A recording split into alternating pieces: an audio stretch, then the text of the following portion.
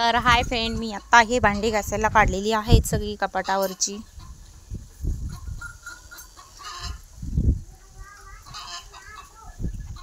तर इथं पाणी पण भरून घेतलेलं आहे आणि इथं भांडी घासायला सगळी बाहेर आणलेली आहेत. तर तुम्हाला मी दाखवते.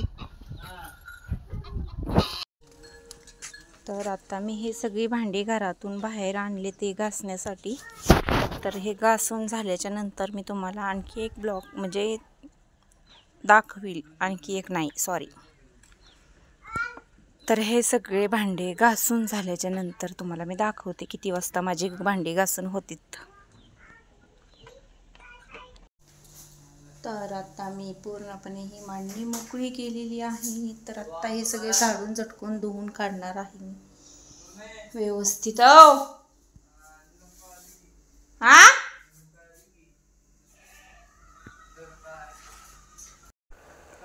हे बघा, आता आपले हे भांडे सगळे घासून झालेले आहेत. एवढी भांडी घासली. आता मी किती वाजलेत बघा, आता वाजलेले आहेत 3:30 पावणे 4 झालेत. तर आता एवढी भांडी घासून झाली. आता हे सगळी भांडी आतमध्ये न्यायची आणखीन एकदा.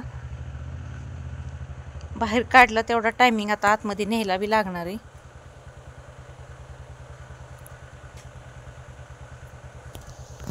तर चला तुम्हाला आता आतमध्ये दाखव. तर हे अशा प्रकारे सगळ्या भिंती वगैरे मी धुवून काढलेल्या आहेत. सगळं चकाचक मध्ये केले आणि आता हे पेपर हातरायचं काम चालू झालंय माझं कपाटावर. तर कपाटावर सगळं पेपर हातरून घेते. कपाट पण धुवून काढलेलं आहे सगळं बघा, सगळं धुवून स्वच्छ काढले. तर हे तुम्ही म्हणसाल तर हे गंज पकडलाय कपाटाने, जरा ओल्ली भांडी लावल्यामुळं गंज पकडला. तर हे सगळं असं स्वच्छ धुवून काढले. आता हे सगळं असं मांडणीवर पेपर हातरून घेते म्हणजे भांड्यांना तांबुरा लागायला नको.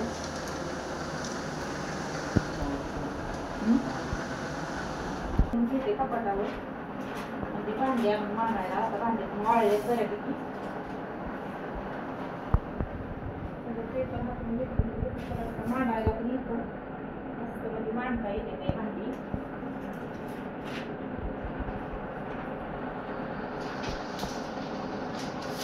लवकर खराब होत नाही कपाट भांडीला पेपर बांधलं ना खाली, गाड्या वगैरे उतरत नाही.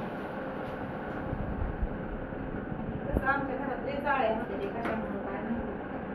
सुरुळा बी येतोय आणि जाळ्या बी लय होत्या, काय कशामुळे होत्या.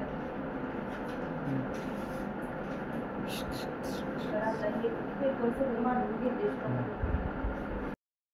तर बघू शकता फ्रेंड, आता हे माझी सगळी भांडी मांडून वगैरे झाली. तर बघा, तर हे अशा प्रकारे भांडी सगळी माझी मांडून झालेली आहेत. आणि आत्ता हे भांडी डब्बा वगैरे आहेत ना ते ठेवून द्यायचं आहे. ते उपयोगीत पडतच नाही माझ्या. हे आप्पेचं भांडं, ही मॅशर, हे सगळं ठेवून द्यायचं. ज्यावेळेस लागेल त्यावेळेसच हे भांडी काढायची. ती आता हे आप्पेचे भांडं वगैरे. तर हे अशा प्रकारे माझी भांडी वगैरे सगळी मांडून झालेली आहेत.